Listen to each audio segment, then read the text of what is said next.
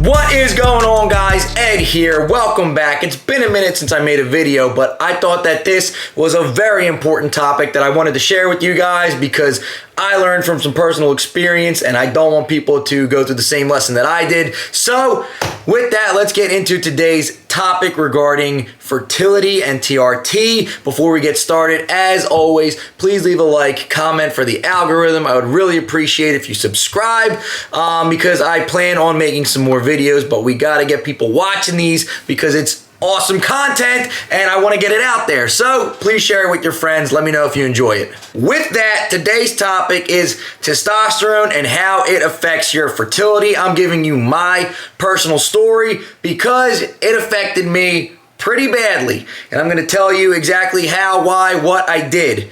So let's break it down. I'm going to make this video short and sweet.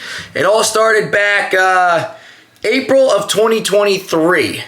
So we're talking about a year and a half ago, I started full-time on TRT. Now before that, I did do like 2 or 3 little like steroid cycles, 10 weeks of testosterone, and then I would get off for, 8-9 months at a time. I would go 10 weeks to stop.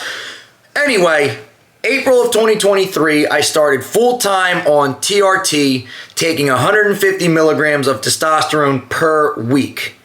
Now, I should have taken HCG alongside it the whole time.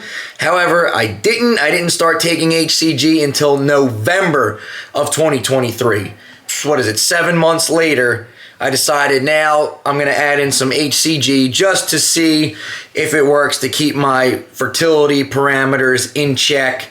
Because I don't want to lose my fertility. I plan on having a family, and as we know, when you take testosterone, it shuts off your body's natural production of testosterone. Your body no longer produces LH or FSH, which tell your nuts to make testosterone and sperm. So without that LH and FSH signal, your nuts don't make testosterone, they don't make sperm anymore. They shut down while you're on test. So the HCG is actually an LH mimic. So your nuts will still make testosterone, and in some cases, it can still keep you in a healthy sperm count range. However, in my case, I'm going to try and overlay to some videos. I actually do little checks at home. I'm not like sponsored or anything, but I use YoSperm. It is this little app. You can do like at-home tests. You put your sample on this little slide. They give you a little box that I guess has like a device to measure count and everything in it, and it has like a little camera in there.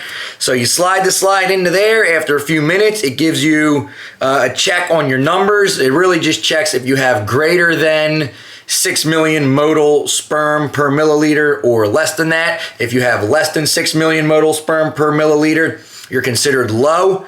If you're greater than that, then you're considered normal, healthy range.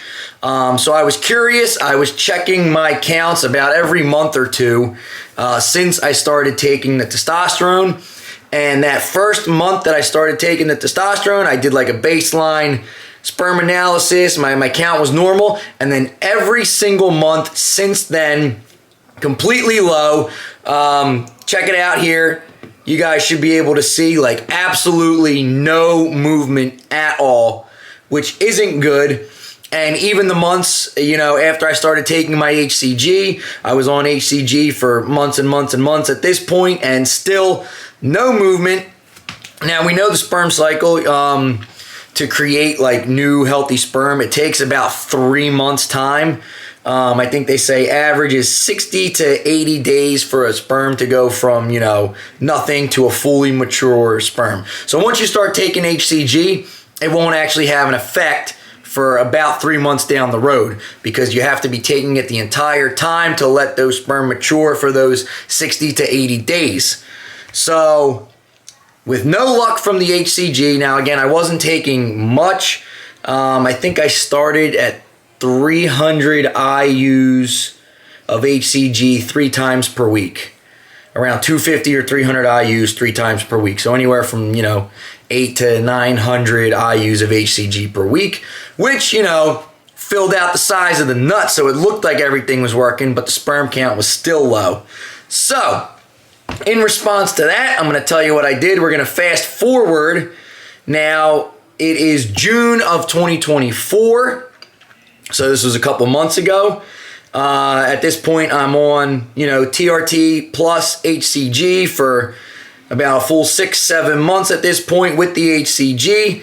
Counts are still low, trash in the gutter. So I decided to add in HMG, which is similar to HCG, except HMG has an LH component and an FSH component. And the FSH component is what signals your nuts to make the sperm. So the LH signals testosterone production, the FSH signals sperm production. So the HMG is what is like serious when it comes to like, baby making time and you want your nuts to be working and producing sperm. So I added in 75 IUs of HMG a week in June of 2024.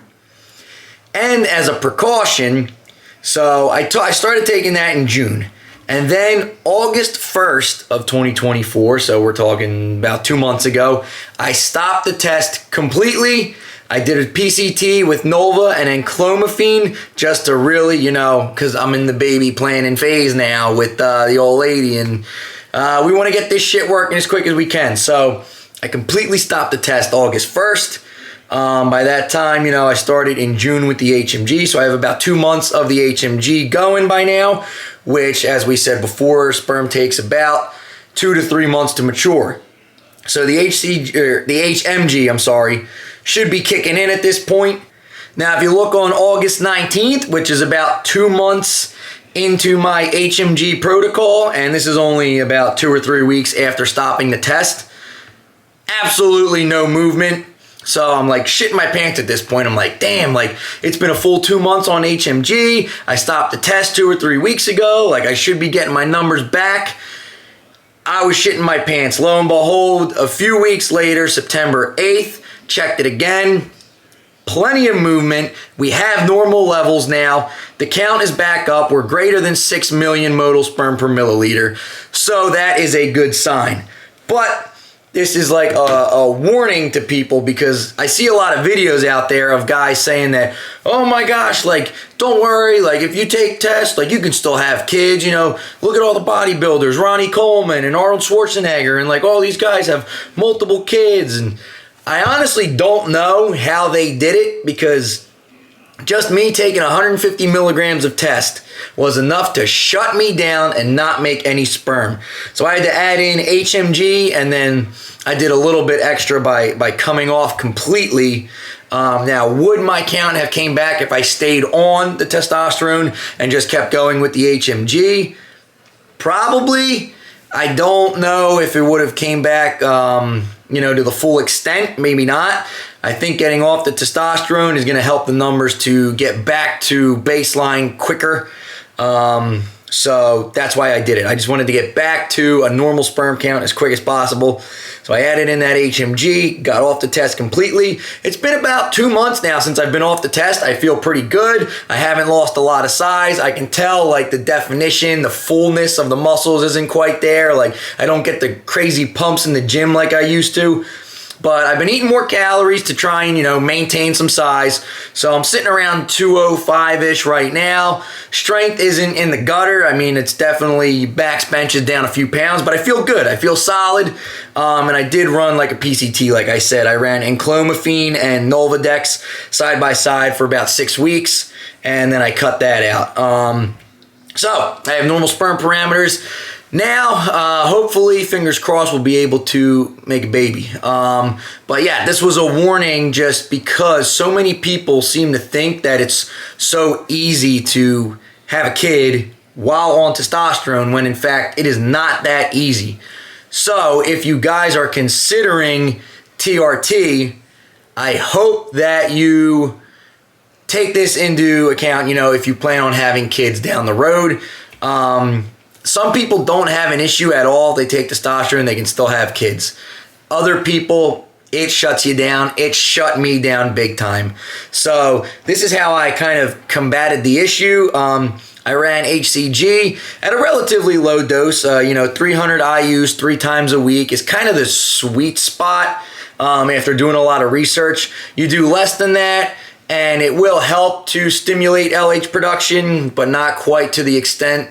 Like 300 will stimulate it enough, but it won't down-regulate your system, meaning when you take, like, say, 1,500 IUs 3 times a week, some guys are even taking like 5,000 IUs in one freaking shot. Like, it way overloads your body, and then it down-regulates. You end up not even producing as much LH. So you want to hit that sweet spot where you know, upregulate the system to produce LH so that your body is making its own testosterone and whatnot, but you don't want to overdo it, you don't want to underdo it. So I went with that 300 IU 3 times per week. HMG, guys do a lot more than that, but I wanted to start off with 75 IUs to see if it did have any kind of effect, and it looks like after 3 months of doing that, it did have an effect. My parameters are back up to a normal level. So that's what I did, and then also coming off of the test and running enclomiphene, I did 12.5 milligrams per day and Nolvadex at 20 milligrams per day for 6 weeks after coming off the test completely. I do plan to go back on the test, you know, once we have a successful pregnancy, but for now, I feel good being off it. I'm maintaining a lot of size, which I thought I would shrink down. Like I said, I'm just not as full, not as vascular, but I'm still looking pretty big, pretty solid, strength, still relatively good. So there you have it, guys. If you have any questions, comments, concerns, ask them below. Let me know anything that I can do to help, because there's a lot of people just giving absolute bullshit advice on YouTube, and I want to be one of those guys that does it different, that is actually there to help you and give you the real information, whether you want to hear it or not. So I hope you learned something today. There you go. Ed out. Bye-bye.